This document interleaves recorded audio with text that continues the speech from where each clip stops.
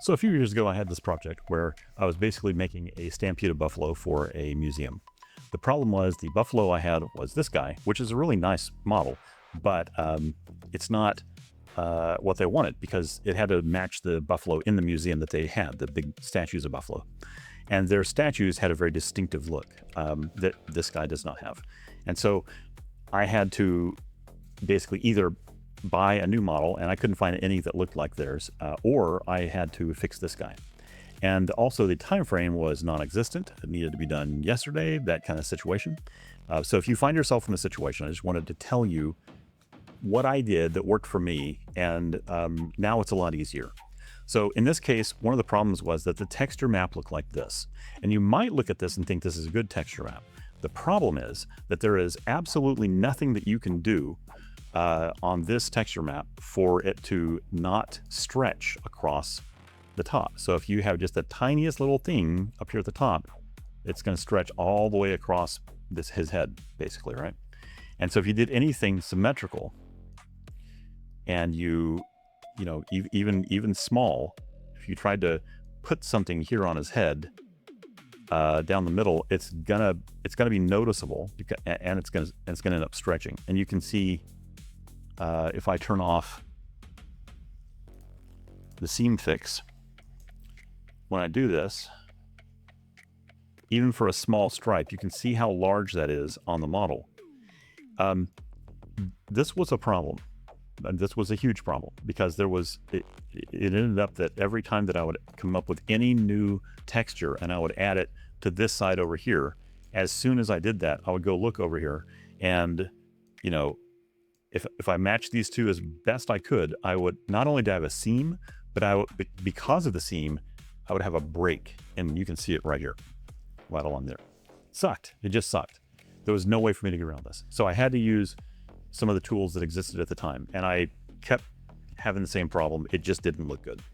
There wasn't an easy way for me to take this texture map and then dump it onto another character and then do anything like that. At the time, the tools I had, and I'm sure that people who are familiar with the tools, really familiar, would tell me that there was a way to do it, but I couldn't figure it out. And I'm not trying to badmouth the tools here either. We're not going to do that here. But I will tell you that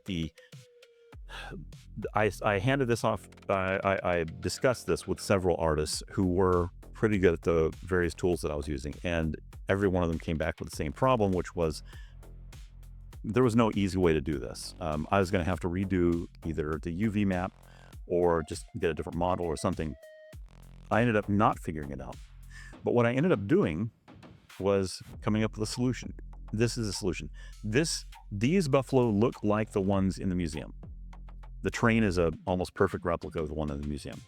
But the funny thing to me is that my solution is right here, and tell me if you notice it. It's particularly noticeable here, but if you scrub along here, you can kind of see it here too. And you don't know to look for it unless I asked you, what does their head look like? What I ended up doing was moving the sun so that it cast a shadow across their faces to hide my shame.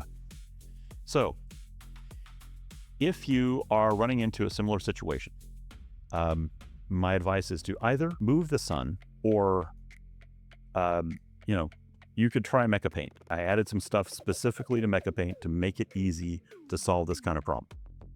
And just to show you what, I took some reference images. I spent, maybe 30 minutes playing with the reference images and playing with the various tools in MechaPaint.